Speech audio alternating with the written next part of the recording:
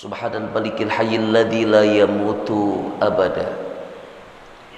Subuhun kudusun rabbuna wa rabbul malaikati warruh wa la hawla wa la quwwata illa billahil aliyyil azim. Allahumma bika asbahna wa bika amsayna wa bika nahya wa bika namut wa ilaikal masir. Amin ya rabbal. Tiada kata yang pantas kita ucap dari lisan kita di subuh yang cerah dan penuh berkah ini selain kalimat syukur alhamdulillah. Allah kembali permudah aktivitas ibadah kita. Allah ringankan langkah kaki kita, Allah mudahkan gerak tubuh kita untuk bersama-sama memenuhi kewajiban dari Allah berupa sholat subuh berjamaah. Mudah-mudahan Bapak, Ibu, kita semua yang hadir, termasuk orang-orang yang diberikan kekuatan iman, kekuatan Islam, hati kita senantiasa terpaut dengan sholat berjamaah. Amin ya rabbal alamin. Bapak Ibu jemaah yang dimuliakan Allah Subhanahu wa ta'ala, asyaqa adalah satu situasi, satu kondisi yang barangkali teramat sangat tidak diinginkan oleh kebanyakan anak manusia. Apa itu syaqa? Kenestapaan, kesengsaraan. Kalau berbicara masalah sengsara, biasanya orang mengidentikan dengan persoalan finansial, persoalan materi, kekurangan harta. Orang pasti bicara, si anu mah hidupnya sengsara, kurang materi. Tapi sesungguhnya Rasulullah Shallallahu Alaihi Wasallam, junjungan kita, pernah memberikan satu catatan di dalam hadis yang diriwayatkan oleh Imam Hakim, bahwa sesungguhnya yang namanya sengsara itu, ibu bapak, tidak selamanya dalam kekurangan materi, keterbatasan harta, kekurangan finansial, tidak. Tapi Rasulullah SAW katakan, min alamatis syaqa, di antara tanda-tanda kesengsaraan. Artinya apa? Kalau di antara kita terjebak di antara sifat-sifat berikut ini, maka hakikatnya Rasul katakan kita tergolong orang-orang yang sengsara di hadapan Allah dan Rasul. Apa alamat atau tanda sengsara yang pertama kata Rasulullah? Hayati dengan iman ibu bapak. Yang pertama Rasul katakan di antara tanda-tanda kesengsaraan seorang hamba itu adalah jumudul aini, mata yang beku. Ini makna yang dimaksud adalah bukan mata yang beku kemudian beku seperti halnya di es batu, bukan. Tapi ini makna majazi. Yang disebut mata yang beku adalah kebekuan berarti satu kondisi statis, Pak. Diam, nggak bergerak, tidak ada progres perbaikan dalam persoalan taat ibadah kepada Allah. Ketika ia diberikan kesempatan oleh Allah Subhanahu wa ta'ala untuk melihat sesuatu, kesempatan itu tidak menjadikan ia menjadi orang-orang yang bertambah ingat kepada Allah. Ketika ia diberikan kesempatan oleh Allah Subhanahu wa ta'ala untuk memperhatikan sebagian kecil kemahabesaran Allah, itu semua tidak menambah keyakinan di dalam dirinya, kemantapan jiwa di dalam batinnya. Semisal kalau orang-orang yang beriman itu adalah orang-orang yang ketika diberikan kesempatan oleh Allah Subhanahu wa ta'ala untuk melihat kemahabesaran Allah, semisal lewat apa? Lewat bumi, langit beserta isinya. Ini kan ayat-ayat kauniyah Allah, Pak.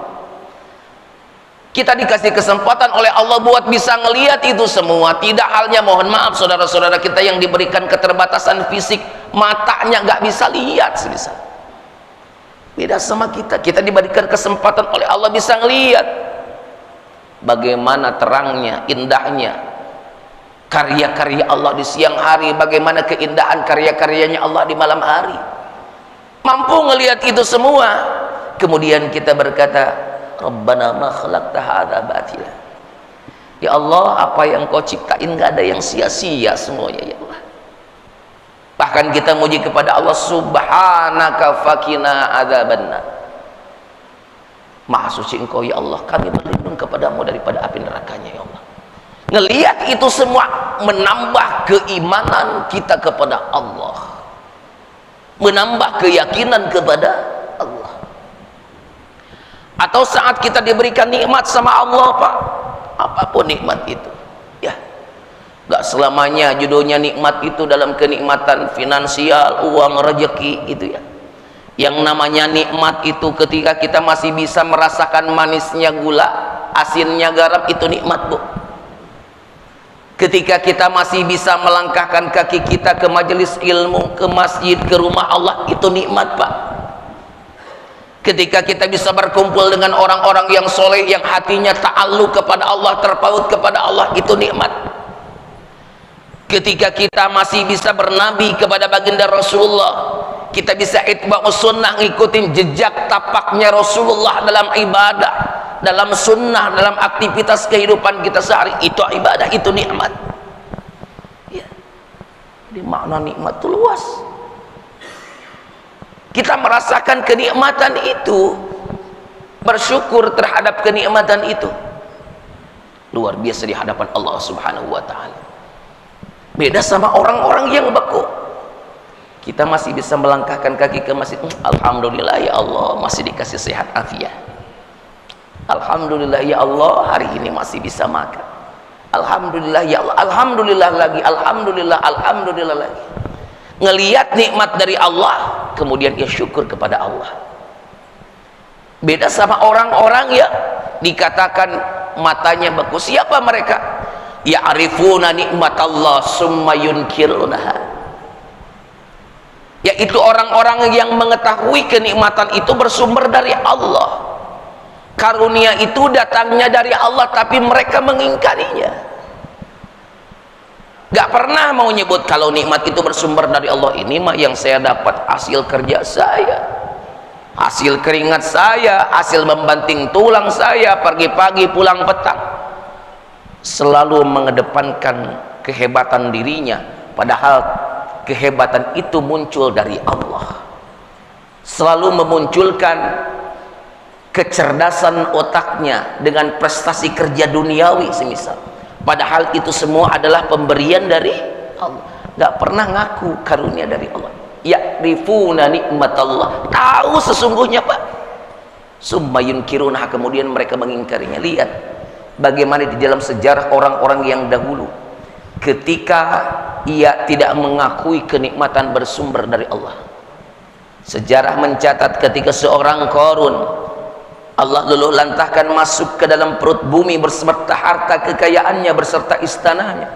Haman, Ubay bin Khalaf pun demikian, dimusnahkan oleh Allah Subhanahu wa ta'ala. Karena apa? Karena kebekuan matanya.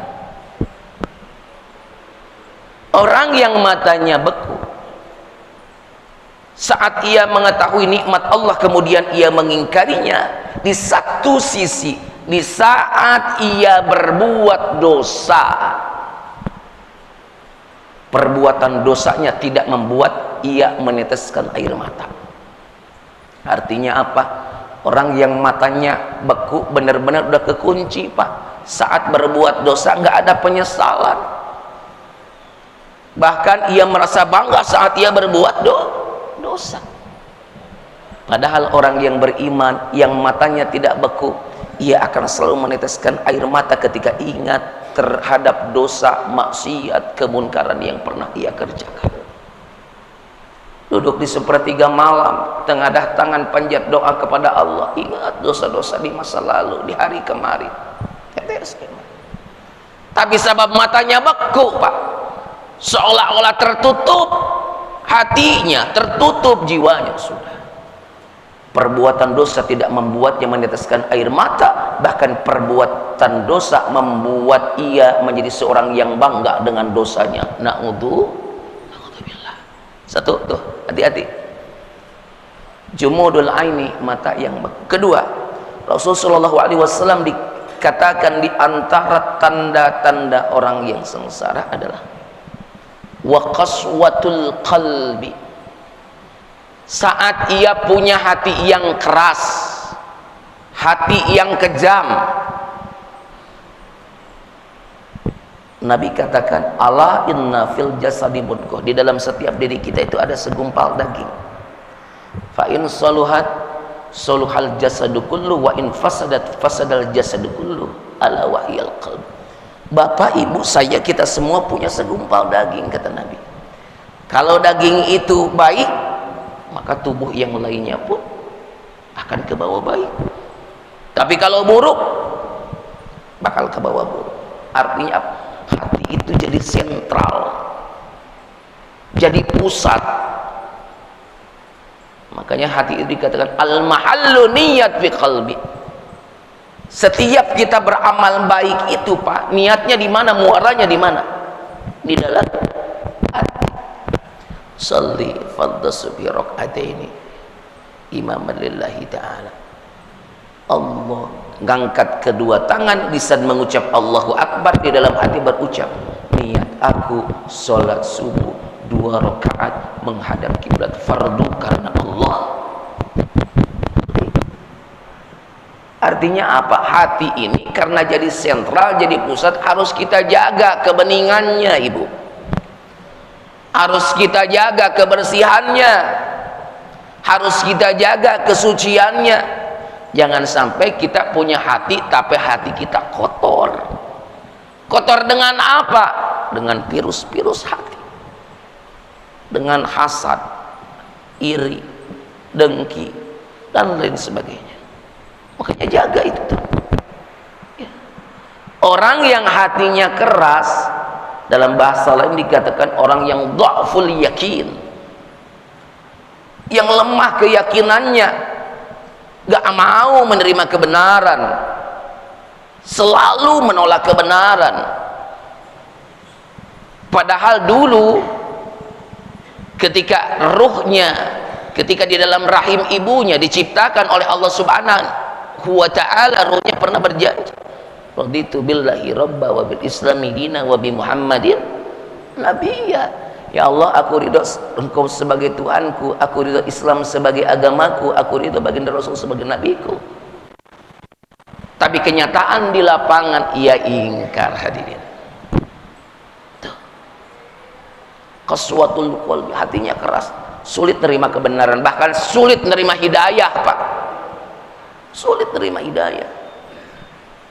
Orang yang hatinya keras, hatinya kejam, ngelihat tetangganya, ngelihat temannya berbondong-bondong menuju masjid, menuju rumah Allah untuk sholat berjamaah, matanya ngelihat, tapi pura-pura telinganya ngedenger. Kumandang adzan as-salatu khairum minan naum, yang lagi tidur bangun, kum. Salat itu lebih baik daripada tidur. Diingetin itu sama Mu'adz. Tapi dasar telinganya, hatinya sudah tertutup, hatinya keras, hatinya kejam. Tidak terbersit di dalam dirinya untuk mengangkat tubuhnya, membersihkan wajahnya, membersihkan anggota wudhunya, kemudian ia langkahkan kakinya. Tidak. Karena apa? Hatinya sudah keras, Pak. Kalau hatinya sudah keras, hatinya sudah kejam, sulit mendapatkan hidayah, sulit mendapatkan petunjuk dari Allah Subhanahu wa ta'ala. Kedua, ketiga, Rasulullah SAW memberikan catatan orang yang dikatakan sengsara itu, yaitu adalah wasyiddatul hirsi fi talabid dunya. Orang yang teramat sangat, udah teramat sangat banget lagi apa? Punya rasa cinta kepada dunia. Cinta dunianya banget. Hadis ini memberikan pemahaman kepada kita, kalau urusan dunia ya sedang-sedang saja Pak. Makanya di dalam Islam kita mengenal konsep zuhud, tempo hari sudah kita bahas. Zuhud itu adalah ketika urusan dunia seseorang mencari dunia hanya untuk bertahan hidup, kemudian untuk beramal. Mencari dunia hanya untuk bertahan hidup, kemudian untuk beramal. Kenapa Rasulullah SAW memberikan catatan orang yang sengsara adalah orang yang wasyiddatul irsi fi talabid dunia, teramat sangat kecintaannya kepada dunia, nyari dunia lupa segalanya, begitu Pak. Nggak terlarang kita buat nyari dunia. Tempo hari juga kita sudah berbicara tentang konsep tawazun, proporsional, keberimbangan. Ke akhirat kita menuju, tapi kita tetap eksis dengan prestasi-prestasi duniawi. Nggak dilarang kita urusan bekerja, maka dianjurkan untuk bekerja, tapi harus proporsional. Giliran menjemput rejeki, mencari dunia, fokus mencari dunia, tapi di sekali waktu kita dipanggil untuk urusan-urusan akhirat, maka pun harus gesit dengan urusan-urusan akhirat. Harus tepat, proporsional. Surah Al-Jum'ah memberikan gambaran kepada kita bagaimana Pak. Idza nudiya lis-salati min yaumil jum'ah fas'au ila dzikrillah. Kalau diseru buat ibadah Jum'ah, ibadah-ibadah fardu lainnya, salat fardu 5 waktu, fas'au ila dzikrillah, maka buru-buru, cepat-cepat tuh penuhi panggilan Allah, jangan diabaikan, jangan dilalaikan. Kalau sholat Jumat sudah dikerjakan, faidah qudiyatis shalah fantasiru, balik lagi ke pekerjaan masing-masing, bertebaranlah di muka bumi, kata Allah. Ini kita sering dengar ini bapak-bapak sekalian, tapi terkadang itu tadi karena hati kita kadang keras. Berulang kali perkara ini disampaikan, tapi kita nggak ngambil hikmah dan pelajaran tentang isyarat dari Allah ini. Konsep tawazun, keberimbangan, ada waktunya, ada masanya. Di saat urusan akhirat muncul isyarat perintah sholat fardu, ya sudah, kerjakan dengan sebaik-baiknya. Tinggalkan dulu aktivitas-aktivitas duniawi. Memenuhi panggilan Allah dengan segera itu lebih baik. Andai kata kita mengetahui, kata Allah Subhanahu wa ta'ala, tuh wasyiddatul hirsi fi talabil, nyari dunianya kelewatan banget Pak, sampai lupa waktu, sampai lupa sholat fardu 5 waktu.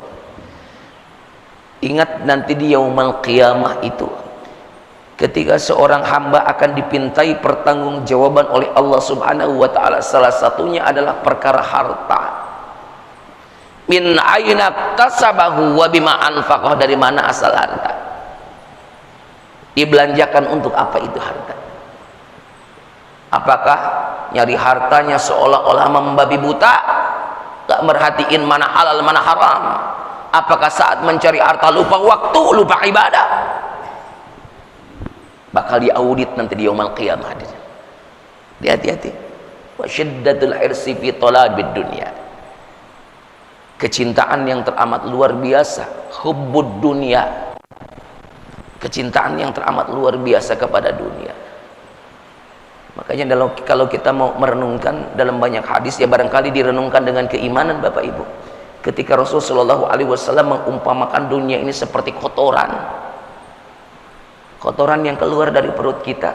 Kalau urusan kotoran di kamar mandi nggak pernah ditengok ya Pak, keluar dari tubuh kita, mohon maaf, dari bagian belakang nggak pernah kita tengok tuh.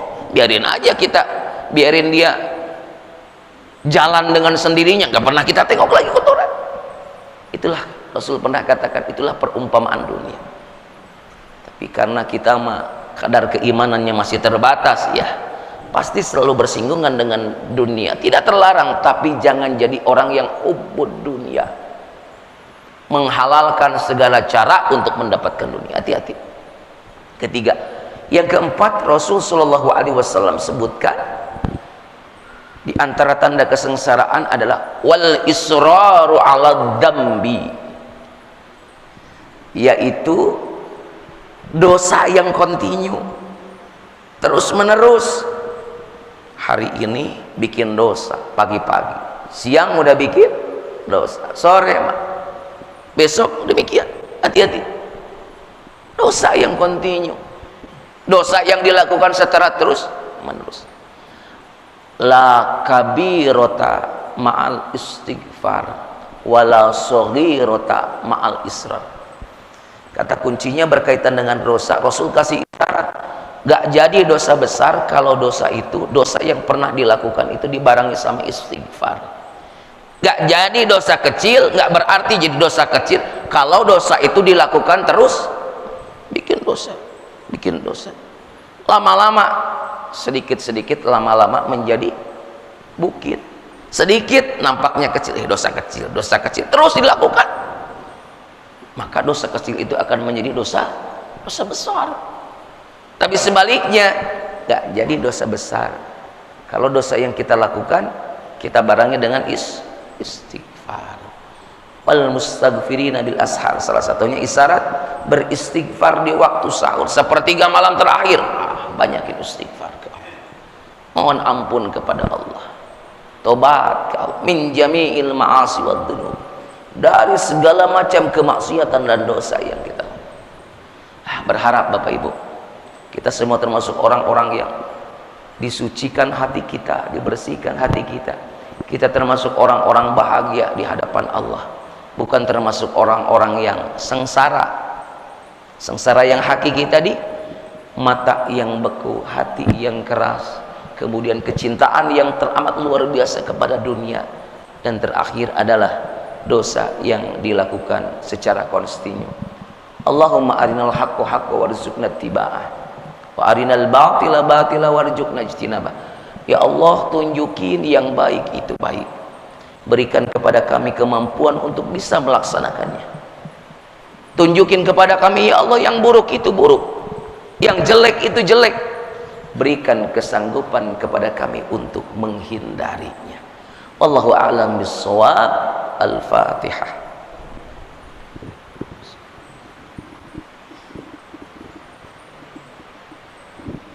Bismillahirrahmanirrahim. Alhamdulillahi hamdan syakirin hamdan na'imin hamdan yuwafi ni'amahu wa yukafi'u mazidah.